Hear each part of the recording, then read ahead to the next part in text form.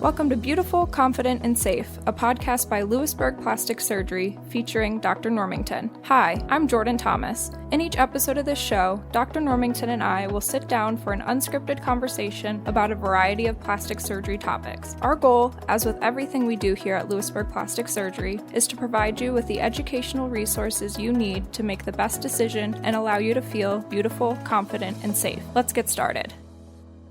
Okay, so with breast augmentation, which is one of the most popular procedures you do here for patients, what different types of breast implants do you offer? So generally there are two different types of breast implants, and the difference is what's inside of the implant.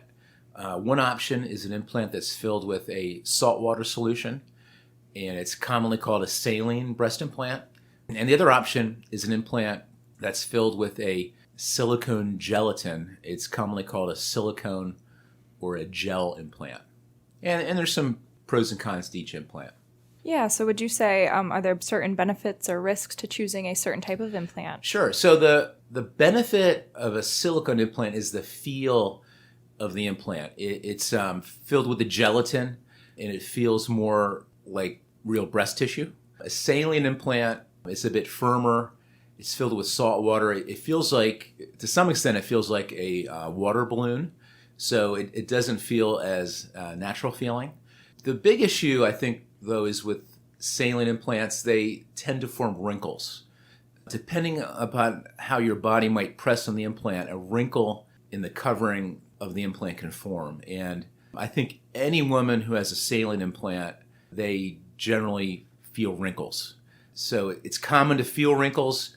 Occasionally, you might even see a wrinkle in the breast.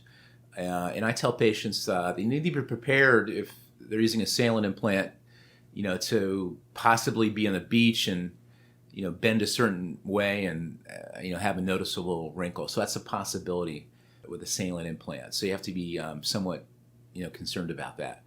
Silicone implants wrinkle much less because the filling material itself is more viscous. Wrinkles don't form as readily, so it's really rare for a woman with a silicone implant to notice or feel wrinkling. So that's the big difference between the two. Either implant could potentially leak or deflate. If the saline implant develops a little leak, that salt water comes out, it's absorbed, it's harmless, the body just absorbs it. And it's also an obvious thing. A woman would wake up one morning and notice that her breast is smaller, and there's really no question about what happened. And it just, then a phone call to the doctor to get a check to sort out what's going on. But it's really, to the plastic surgeon, pretty clear that the implant is leaked. Silicone implants are a little different. They're filled with a gelatin. And if you go online and look, there are pictures about how if you take a modern silicone implant, you can actually cut it and the material stays there. It's commonly called gummy bear implant or a gummy bear type of implant. So picture cutting a gummy bear and the material kind of stays there. So it's a little different. So if from wear and tear over many years a tiny little hole were to develop in that type of implant, not much is going to happen. The material will stay there. As a patient, you probably wouldn't notice anything. The doctor probably wouldn't notice much of anything either, on exam. And really the only way to really sort out how the implant is doing might lead to some sort of test, like an ultrasound or potentially even an MRI test. So what I tell patients, if they're going to use a silicone implant, to be prepared down the road, there may be the need for the doctor to get some sort of test to sort out how the implant's doing if there's ever any concern. Okay. And then how do you help patients choose the right type of implant for themselves? Well, it's a personal choice. We show the patient each type of implant.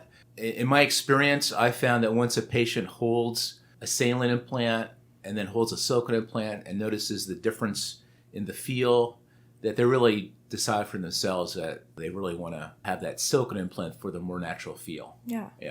Both implants are considered to be safe implants.